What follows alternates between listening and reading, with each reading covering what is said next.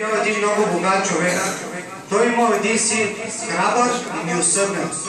Те двамата колекционирали едни от най-хубавите и известни картини в света. Но в онези дни бушува страшна война на техните земи. Затова войници ходили от дом на дом, за да събират хора за войската си. И така те от дом на дом стигнали до домът на този богат човек. Извикай господаря ти! Чакайте! Господаря, войници идат се! Извикай!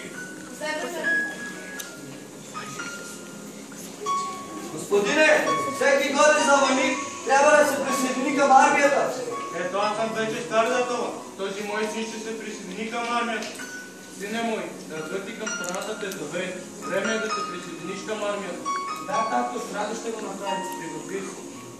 И така, храбрият син тръгнал с тях с голяма радост. Въпреки, че знаеше, че най-вероятно ще загуби живота си, но той беше готов да го пожертва за другарите си. И така, в един пореден ден на полето воювали и в разгара на битка много от другарите му паднаха ранени.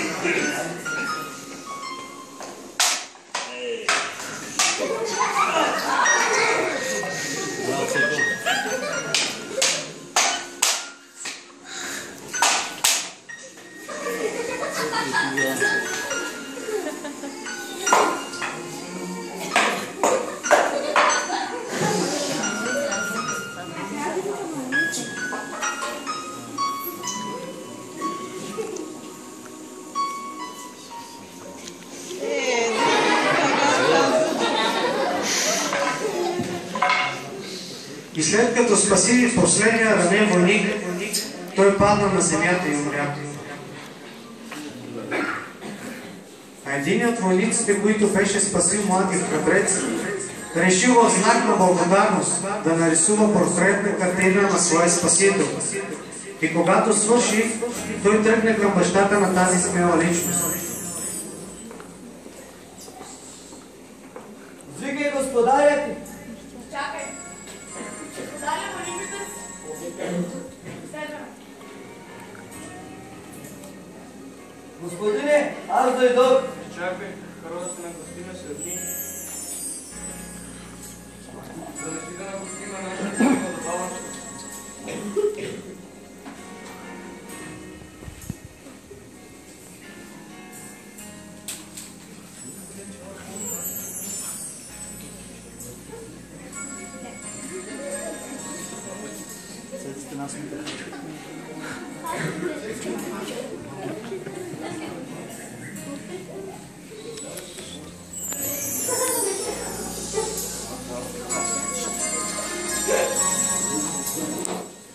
Много се винете на това.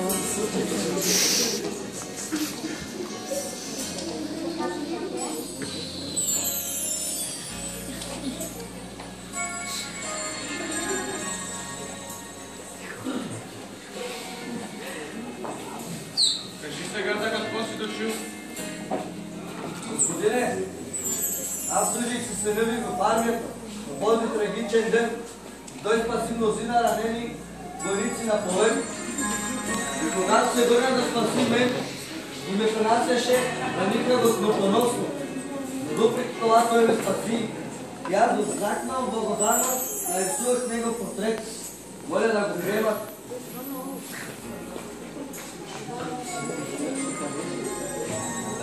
Ние на най-видното място. Казвам се, че самочертвата на сина ми не е била на празно. Но нека да си спаси мнозина. Защо само ти излезе да благодариш за това, което не направи?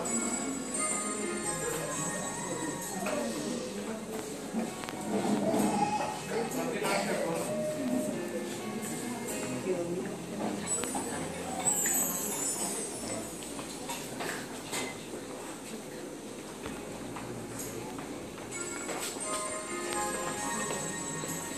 Но не след много дни бащата се разболя тежко. И при смъртното си легло той поиска да види своя довереник. Човек, който цял живот му служил вярно и на който му има пълно доверие. Извикай довереника ми. Господаря ти вика! Добре, нека отидем. Приближи се.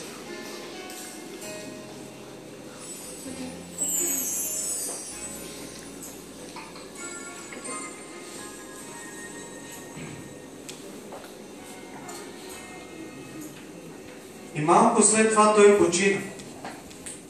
И цялото богатство, което той притежаваше, щеше да се продаде на търг. Начало с невероятните картини, заради тях бяха дошли едни от най-богатите хора, за да се опита да ги откупят.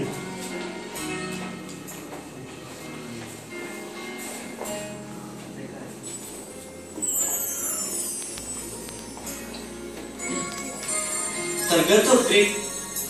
Първият артикул е скица на сина, нарисуван от неизвестен художник.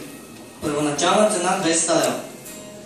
Махнете тази картина, не я искам. Тази картина от неизвестен художник. Някой ще предложи ли 200 лева? Казахме ти, махни тази картина, дай ни от по-известно. Добре, кой дава 150 лева? Махни тази картина, да не си по-известен. Хайде да може да я будете само срещу 130. Не искаме тази картина, донеси другите, за какво ни е тази картина? Кой ще предложи 100 лева? Казахме ти, махни тази картина, да не си другите по-известно от Пикасо, Леонардо да Винчи. Имам само 10 лева, ще приемете ли за картина? Браво за 10 лева, някой ще даде ли 15? Айде сега продав, как ти дава момичето 10 лева, там искаш 15, ей съм, продай я. 10 лева първи път, 10 лева втори път, 10 лева трети път. Продайно за 10 лева на чистачката. Браво!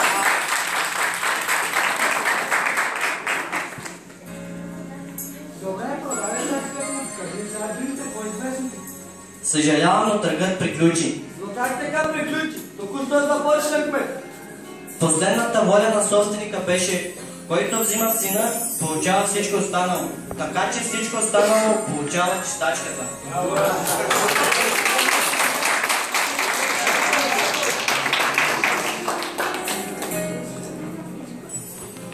Може би както метър вече дядо Боги созначу тя пиеса, но само от части. Сас пено идел пе маншеги ко саса леса тогава, ке на доски с то останал напди от части каджане, но не ги предаме ги истина. Ем кя рято дел дядо мен, кя привилегия тумен тъчне с ки истина, ем точно созначу кя пиеса. Малко пенато ме само Амен, ке даме пиеса, след като е пиеса вече са завършиме, са готово, тогава отдела вой предаме ги точно созначу всекой така е доиста. Емека нако безместно ме. Нека те ги гледа да, почало, ме дой войникора. Сар вече се ти сане, отдаци, отец, почало си Исус Христос, но е войникора коси. Е войникора си е невярващи мануша. Ако наистина внимателно дикле е пиесе машундев, от начало при нас пепивон пирена с хереса, такива мануша. Накрая вече воре след башка мануша. Со значил кава,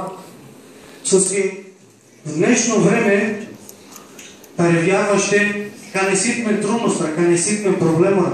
Първо джанка лекара, първо джанка адвокатора, първо джанка банките църни пари, ако ситме финансова проблема. Ем кана вече и хети всичко кава, кай геле, ни помагилме в състето марил да разме панде, чак тогава мен пашудел. Но сек, буд по-кратко дрон, ако